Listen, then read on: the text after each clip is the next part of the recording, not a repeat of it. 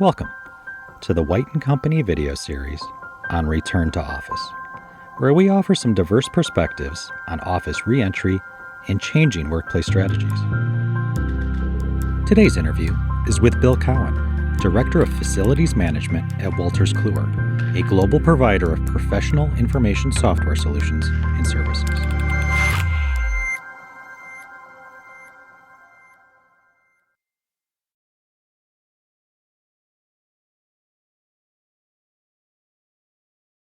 Hi, my name is Bill Cowan. I'm the Director of Facility Management for North America. I work for Wolters Kluwer.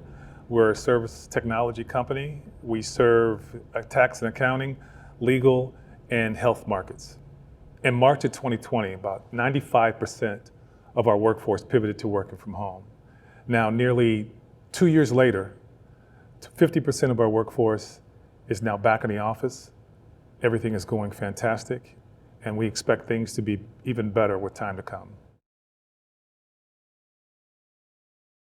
We've always had a distributed workforce, and employees are used to collaborating virtually.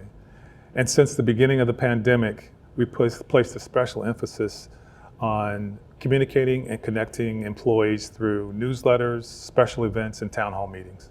People understandably felt overwhelmed as they transitioned to working from home. We offered initiatives and communications on how to set up a home office. We offered training to our people leaders on how to train virtually. And we offered sessions on stress management, mindfulness, and self-care. When you're working from home, it's a different energy than you get from the office. And I know, like in sales, from what I've been told, they love the collaboration when the whole team's together. The energy it provides, the creativity that comes out of those meetings are always great. And I think that part is never going to go away. I think you're going to always have or need people to be in the office. Prior to the pandemic, 25% of our workforce was already remote. I mean, we're a tech company. We're used to investing in infrastructure, technology infrastructure, and innovation and culture. Because the resources were already in place, it helped us facilitate connectivity and collaboration. It also helped us pivot that 95% remote workforce and ensure minimal disruption to our business, our customer, and our employees. Teams was the primary vehicle to stay in touch with employees. I know for my staff, the check-ins, constant check-ins, the one-on-ones that I would normally have, even if it's for 5 or 10 minutes, just to see how people are doing, what's their mindset, what can I help them with? If they needed their monitors to work from home, because it's difficult to have a laptop in front of you and work, and you miss those monitors. So, and the ergonomics part was a big piece of it too. We renegotiated our lease with our location that's in Wichita. It consisted of 2 floors, 2.5 floors. We had some space on the first floor, and we had some space on one of the other floors, and we negotiated giving back some space. So we approached our